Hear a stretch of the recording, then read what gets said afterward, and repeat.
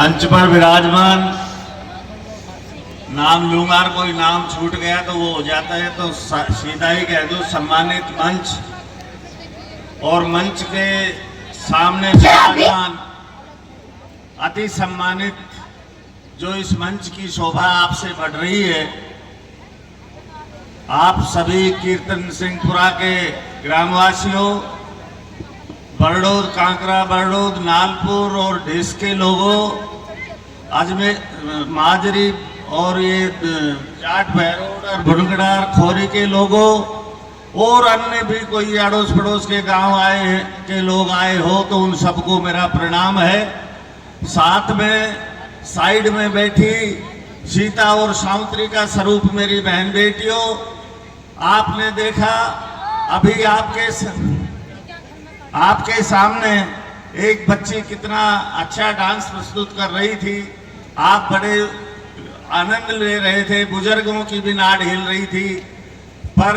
बीच में मेरे को कह दिया तो मुझे पता है आप इन कलाकारों को सुनने के उसमें हो।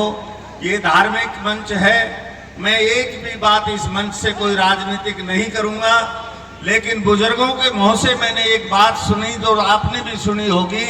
अगर ब्याह शादी कोई बच्चों का खेल नहीं, पर सच्चाई ये है कि ये खेल ही बच्चों के लिए खेला जाता है, नहीं ब्याह शादी की जरूरत क्या है।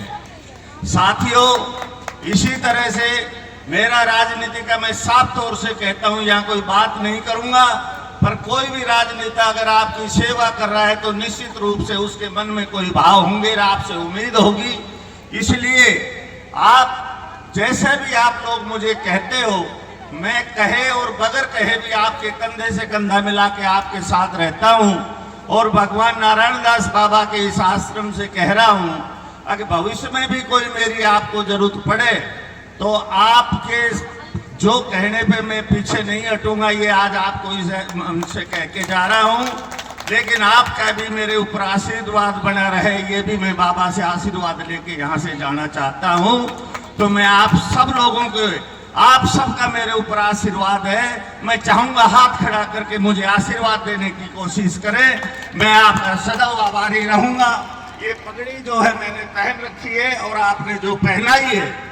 मैं अपना अपमान कहीं सहन कर लूंगा, लेकिन ग्राम वालों, ये पगड़ी जो आपकी अगर नीचे आ गई तो मैं मूछ तो रखता नहीं, मेरा कान पकड़ के धमका देना, फला जगह गलत काम कर दिया, फला जगह आपने ये कर दिया, इसकी वजह से हमको नीचे झुकना पड़ रहा है। आपके मान सम्मान में चार चांद लगाने की बात करूंगा, कभी आपको अपमानित होने की जगह नहीं छोड़ूंगा।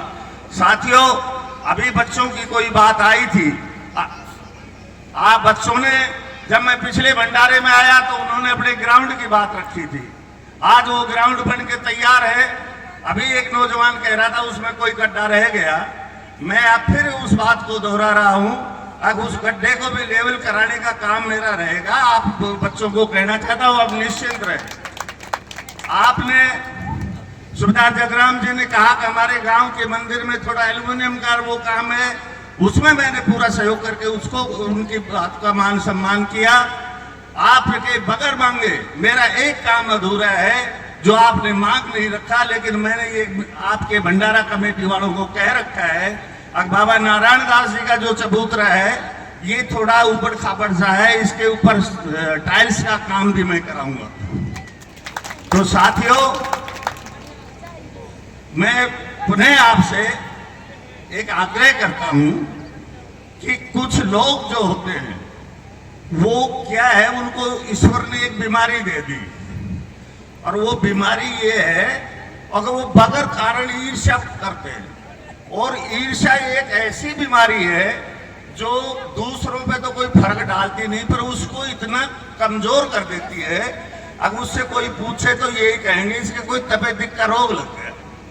तो मैं तो ये कहता हूं, भाईचारा बना के रखो,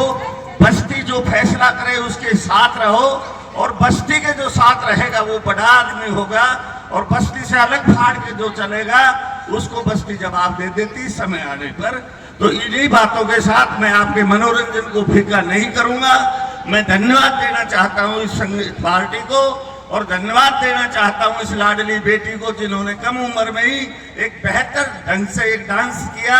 आजकल तो डांस स्कूलों में सिखाया जाता है, मैं तो समझता नहीं है स्कूल में गई कि ना गई, लेकिन इसने जो डांस किया, जो स्टेप टू स्टेप इससे के पैर उठ रहे थे, मैं ऐसे कलाकारों का दिल से आभार व्यक्त करता हूँ। धन्यवाद। जय हिंद साहब।